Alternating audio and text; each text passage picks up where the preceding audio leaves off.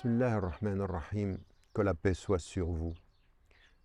Nous avons parlé de toutes ces réalités du passé qui ont pu nous blesser par les mauvais souvenirs, par les jugements auxquels on a dû faire face.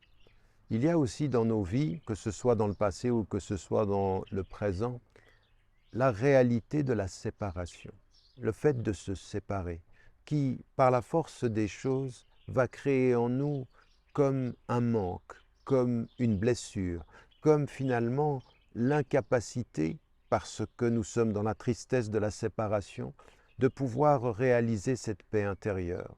Se réparer, c'est essayer aussi de donner un sens à la séparation et d'aller au-delà de la séparation. Ce qui est tout à fait étonnant dans notre tradition, c'est que le début du décompte de l'islam, le début de l'islam commence avec l'hégire, commence avec un exil en fait. Et l'exil, c'est la séparation. Et puis, l'une des choses les plus importantes dans notre pratique religieuse, c'est le pèlerinage dont nous avons parlé au tout début. Et le pèlerinage exige une séparation, le fait de s'arracher à son confort et à son entourage pour pouvoir aller au centre, pour pouvoir se retrouver. Et au fond, si le pèlerinage c'est ceci, la foi c'est aussi cela. C'est-à-dire que pour se rapprocher de Dieu, il faut se séparer d'une certaine dimension de notre être. Cette séparation, elle est la séparation de tout ce qui en nous nous fait mal, de tout ce qui est en nous nous attire vers le mal, de tout ce qui en nous nous amène à oublier.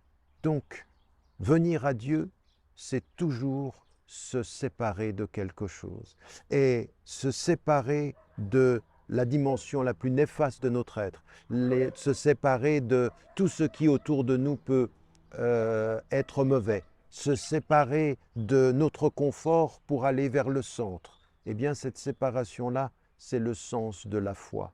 Au fond, entrer dans la foi, c'est se séparer de tout ce qui est l'oubli, de tout ce qui est le mal, de tout ce qui est la négligence. C'est toujours faire une conversion. Et le qalb, en langue arabe, est l'origine même de l'inqilab, d'une révolution. Et c'est ce que Dieu nous dit quand le prophète, paix et bénédiction de Dieu soit sur lui, alayhi salatu wassalam, lui dit « Ya muqallib al-qulub » toi qui convertis les cœurs, qui bouge les cœurs. Donc cette séparation-là, il faut pouvoir la vivre. Et pour pouvoir la vivre dans le cheminement et la lumière, il faut en comprendre le sens. Le sens de la séparation, c'est toujours de comprendre qu'au bout du chemin, il doit y avoir réconciliation. Et pour pouvoir se réconcilier, il faut savoir pourquoi on se sépare et comment on se sépare.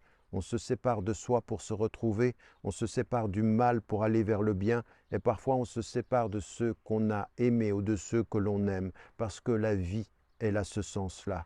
Il y a dans les séparations le rappel que Dieu est celui qui nous accueille toujours, en toutes circonstances et en tout temps. N'oubliez pas, n'oubliez jamais de dire à ceux que vous aimez, que vous les aimez, la vie est fragile.